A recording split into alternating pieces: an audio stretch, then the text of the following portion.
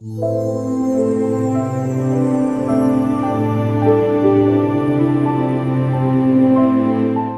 యెహోవా మనకు ఎడమ కలుగు చేసి ఉన్నాడు అని చెప్పి దానికి రహెబోతు అని పేరు పెట్టి అక్కడి నుంచి బెయేర్షెబాకి వెళ్ళాడు.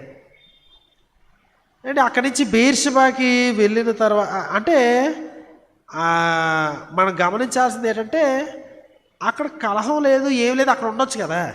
వీళ్ళు దెబ్బలాడారు కాబట్టి ఇంకో దగ్గరికి వెళ్ళాడు, అక్కడ దెబ్బలాడారు కాబట్టి ఇంకో దగ్గరికి వెళ్ళాడు, అక్కడ దెబ్బలాటకి రాలేదు. ఓహో, దేవుడు మనకి ఇక్కడ ఏదో చేస్తున్నాడు అని అక్కడ ఉండిపోవాలి. కానీ ఇస్సాకు అవతలోడు దెబ్బలాడుతున్నాడా లేదా, నాకు ఆస్తి వచ్చిందా లేదా ఏం చూడట్లే. దేవుడు నన్ను ఆశీర్వదించాడు కనుక నేను ఇక్కడే ఉంటాను, వాళ్ళందరినీ వేసేస్తాను అని అనుకోలేదు. ఎడమగా వెళ్ళిపోతా ఉన్నాడు. ఎడంగా వెళ్ళిపోయిన తర్వాత కూడా ఎవరో దెబ్బలాడడానికి రాకపోయినా మరలా ఆ ప్లేస్ కూడా వదిలేస్తున్నాడు. అంటే ఇస్సాకు ఏదో వెతుకుతున్నాడు. ఇస్సాకు కేవలము 100 ఫలం వచ్చింది కనుక అన్న విధానంలో జీవించట్లేదు. ఇస్సాకు గారు వాళ్ళు కలహమాడుతున్నారు కనుక దూరం వెళ్ళట్లేదు, వాళ్ళు కలహమాడారు కనుక ఎడం వెళ్ళట్లేదు. ఇంకా ఏదో రీజన్ ఉంది, కలహమాడకపోయినా వెళ్ళిపోతున్నాడు. ఎందుకు వెళ్ళిపోతున్నాడు చూడండి, మనకి అక్కడ చదువుతాం 23వ వచనం. అక్కడ నుండి అతను బెయేర్షెబాకు వెళ్ళాను.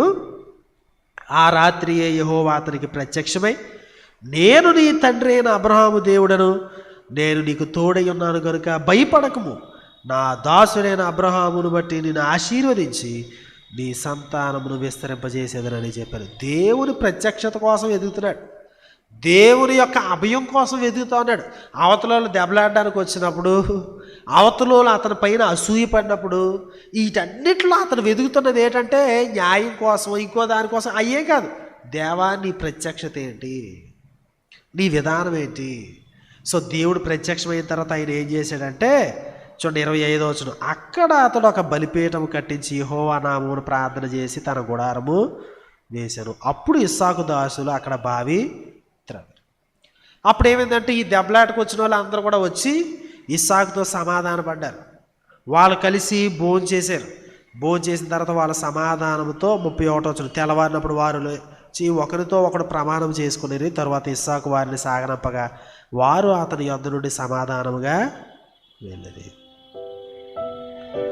సో కాబట్టి అప్పుడు సమాధానం వచ్చింది.